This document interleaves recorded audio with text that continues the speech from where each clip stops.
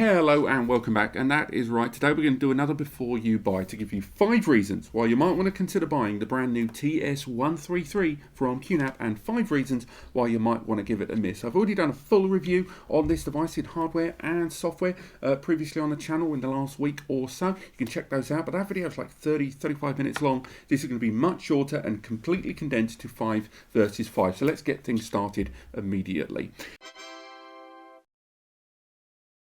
First reason why I think I would buy this is for that CPU. Now, if you have watched my same 5x5 where I talked about the 233, a lot of the points in today's video you're already going to know. So if you've watched that video, you might not want to watch this. There's a few differences, but the bulk of it is the CPU inside this and the TS-233 is the same, and arguably it's the first time we've seen that ARM Cortex A55 processor arriving in the home kind of budget value series of devices. This incredibly small discrete NAS here that I'm one-handing here in front of you. The CPU inside here, it's a 64-bit ARM. That means it can process quite a lot using much less power. It does it by compressing a lot of the instruction that is handed to and from the processor inside.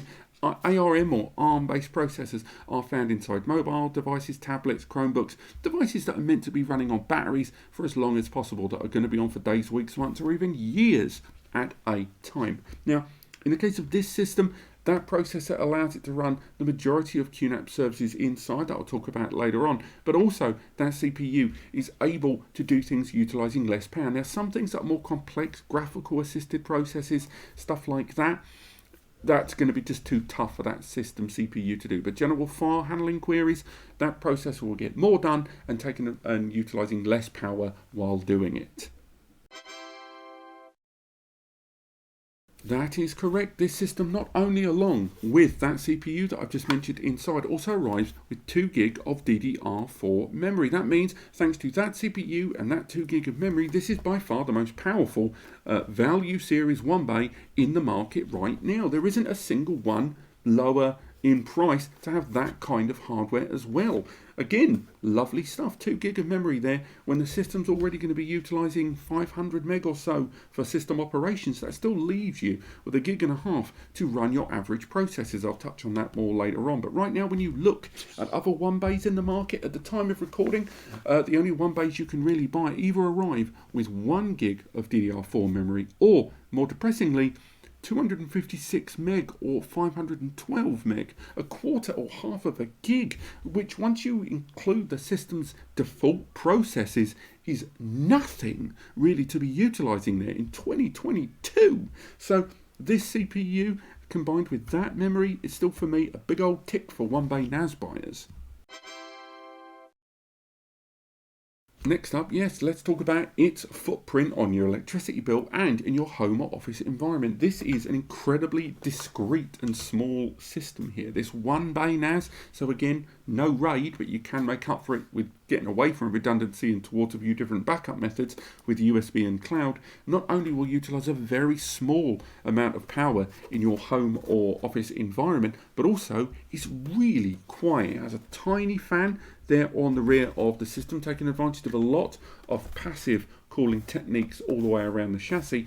But on top of that, but it's only a 1 bay system utilizing a heatsink over the CPU inside and soldered memory, means that it is going to be very low noise. Now, obviously, if you use larger hard drives, greater than 8 TB, or you're utilizing mechanical or Pro Series drive to start with, you're not going to be able to disguise the noise of noisier hard drives. Enterprise hard drives make more noise, clicks, hums, whirs, and more. But if you're going for a 2, a 4, or a 6 TB drive inside this, it's going to be very quiet in its operation. And with that low imprint in your network environment and power consumption, it's definitely going to be suitable for those of you that just want to set this device up in an attic, in a cupboard, wherever, and forget about it and just let it do its thing. Interestingly, and a first for this series, at least at the time of recording, is the fact that this system arrives with an NPU component, a neural network processing unit. It is an additional component inside that allows it to handle, or at least a dedicated area of the hardware that can handle AI processes. Now, QNAP have a few AI or artificial intelligence assisted processes in surveillance and in their AI photo recognition program, QMAGI, to identify people's faces, facial recognition of course, but thing recognition. So instead of searching for file names, you can search for the contents, trees, search for drinks, food, places, stuff like that. It allows your photos to be catalogued and indexed in that fashion using that MPU on board. Now, it is worth highlighting that again, it has limitations. It's not going to be as powerful as a graphics card, but the fact that this value series NAS has that extra hardware feature so that the CPU doesn't have to use raw processing power to get things like that done and have that dedicated component, much like another CPU would use embedded graphics with 3D elements, that's really useful and beneficial and something that's incredibly unique to this value series NAS in 2022 so far. Probably one of the most intriguing things for me is that this system, despite its incredibly modest price point, its incredibly modest stature of CPU, and that one-bay architecture, it runs the majority of QNAP's applications. That's the mobile apps, the desktop apps, and the apps that you access from QTS5, which runs on this via the web browser, the multimedia, the surveillance, they're on board, multi-stage backups. All of those options are accessible and runnable within the graphical user interface of QTS5 that's accessed just via your web browser, either remotely or locally. Make sure you get your security in order though if you're going to do remotely, because the last 6 to 12 months with different companies getting hit by ransomware and people opening ports left, right and centre, make sure you keep it safe, just showing that in there. But for this system overall, when it comes to a one bay, it's got the best hardware out there of any one bay I've ever seen, and it runs the gamut of the majority of non-GPU assisted applications from QNAP. So again, you're not going to get your hybrid desk station, you're not going to get virtualization station, you're not going to get stuff like that. But what you are going to get is file management, AI processes, multimedia streaming, shares, and more. And overall, as a one bay, it's probably one of the best out there. However, it's not perfect though, is it? Not everything is. So right now, this system also has 5 things that I'm not keen on. 5 reasons why I would find it difficult to recommend this to everyone. So let's crack straight on. First thing I'm not keen on, that 1 GBE port. I've mentioned it in the review, but I'll mention it again. This system having 1 gigabit Ethernet to me is disappointing. Now, not as disappointing as when I saw that the 2 bay had 1 GBE. That rubbed me right up the wrong way.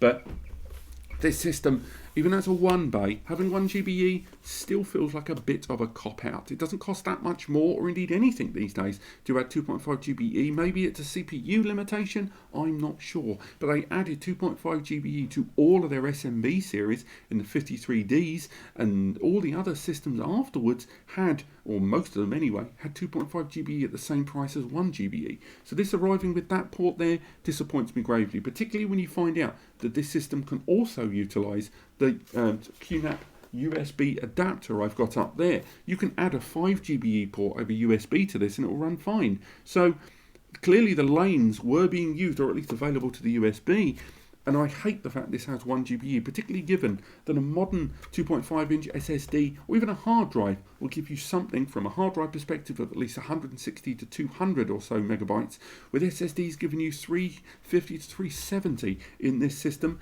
Restricting me to 100 megs is a real problem for me.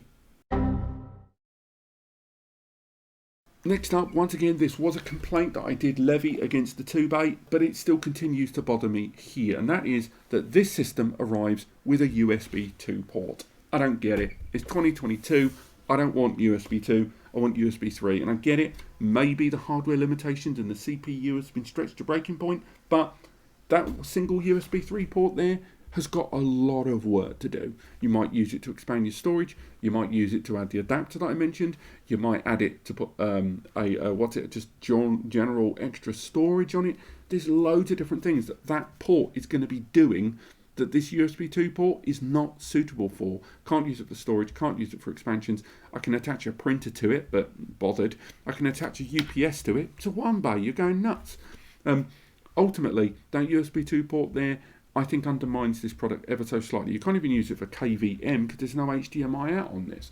And the fact that there's a USB 2 port is good, but I wish there was more than one USB expansion port on this device, because I think you are going to hit limitations on this, and given its CPU and memory combination inside, I think it's a damn shame you can't do more with it with the resources you've got at your disposal.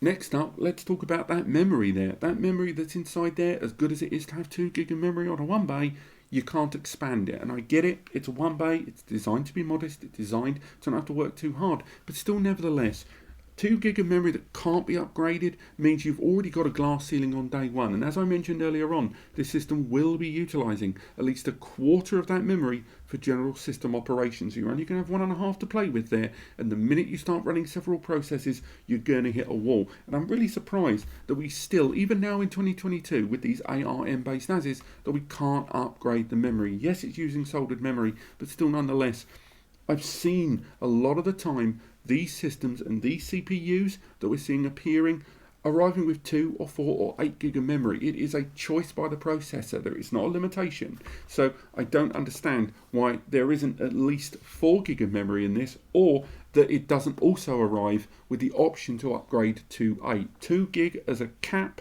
as good as 2 gig is at the beginning, hence why I put it in my good pile. Later on, it could be problematic for those that like to upgrade their hardware resources and will hit a bottleneck. That said, for all of the good things that I've said about that CPU inside there, I think it's worth noting a couple of things. First and foremost, unlike the 2-bay system, which I'll stop referring to, at least for about 2 minutes, the 2-bay system had that CPU with a 2.0 gigahertz clock speed. This one is a quad core with 1.8 gigahertz clock speed there. So it's a lower frequency there on the processor. It's still got that memory, but it's a slightly lower frequency, and it's already going to struggle. When we did our testing with both this device and that 2-bay, oh, there you go, I mentioned it again, that CPU had to work quite hard, even when we were running as little as 2 or even 3 processes there at the most. So do bear in mind, this system is modest in every sense of the word, and unfortunately that CPU is one of the most modest parts, at least in terms of frequency. So you will be utilising its usage is going to be exceptionally high in the percentages if you run even a couple of processes. So if you are looking to do lots of users at once or lots of tasks at once, you should probably look at an Intel, you should probably look at an AMD, definitely look at an x86 processor, because you will hit limitations on this, even if you're only using QNAP only processes. And finally, my last thing I'm not that keen on this device, and again, this isn't going to apply to all of you, certainly. I think I'm not exactly in the populist camp when I say this. This system doesn't have a USB copy button there on the front. And I know, yes, the other device, the 2-bay, has a USB copy button there. And not everyone uses USB copy buttons. Why am I being such a dick about this? Well, particularly in a 1-bay NAS, USB backups are going to be probably the go-to method of backing up. This doesn't have RAID, and I know RAID isn't a backup, I told you that, but if you don't have redundancy, if that drive fails, it's game over, it's gone, okay? If that drive dies, your data's gone. You might be able to get Seagate recovery on that rescue service, but even then it's not foolproof. So when you run a 1-bay, if you put critical information for your business or clients, or photos that cannot be replaced on this, if they are on this system and you've deleted them from your phone, you delete them from your laptop or whatever, and they're on here, this isn't a backup anymore. It is the only copy of that data. Consequently, you're going to be backing up. Now, you might look at cloud services, but they're going to cost you X amount every month. That was the whole reason you bought a NAS, to get away from that. You can back up to another NAS, but then you're going to have to buy another NAS. That's madness. You've only just bought this one.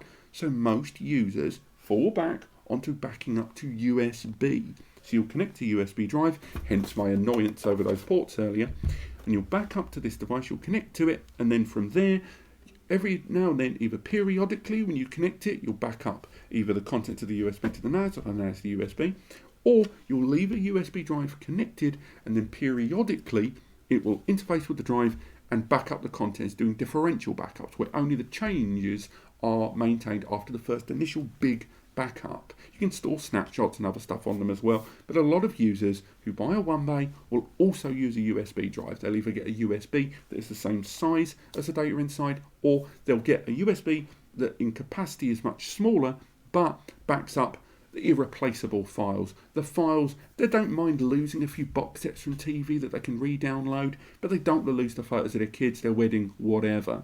So these are the files they're backing up. So where am I going with this? Well, not only because that is something I think more 1-bay users than anyone else are going to use, but a USB copy button, particularly a USB port on the front, means that not only can you, with the system software, connect to USB and it will automatically back up, but a lot of users, and again I mentioned this in my review, gamers that don't trust autosave, that like to save manually, those are the sort of users I'm talking about who will appreciate a physical button. A button that allows them to know that the system has completed that backup. A button that they click to start the backup. Now, if you've got that drive connected all the time, it gives you not only a schedule to rely upon, but every now and then you can just walk up to the system, press a backup button, and it initiates that backup. If there's problems, the LEDs will tell you, an app that you've got on your phone, and it saves you having to interface with the drive via the GUI. So, of all the systems I talk about that have got USB copy buttons, and as much as I like it, even though I know it's a bit Jurassic in terms of its cutting edgeness, I think 1-bays are the ones that need USB copy the most, particularly on the front with a button. Yet this is a 1-bay system that doesn't have it. I know it's not make or break, and I know this is a minor point, but still nonetheless I would have liked to have seen it. But those have been the 5 reasons that I would recommend buying this NAS, and 5 reasons where you might want to give it a miss. Do check out the review linked in the description. Do check out the incredibly long review where I go into way more detail about this and hopefully help you be more informed about your purchase for the future. But otherwise, thank you so much for watching, and I'll see you next time.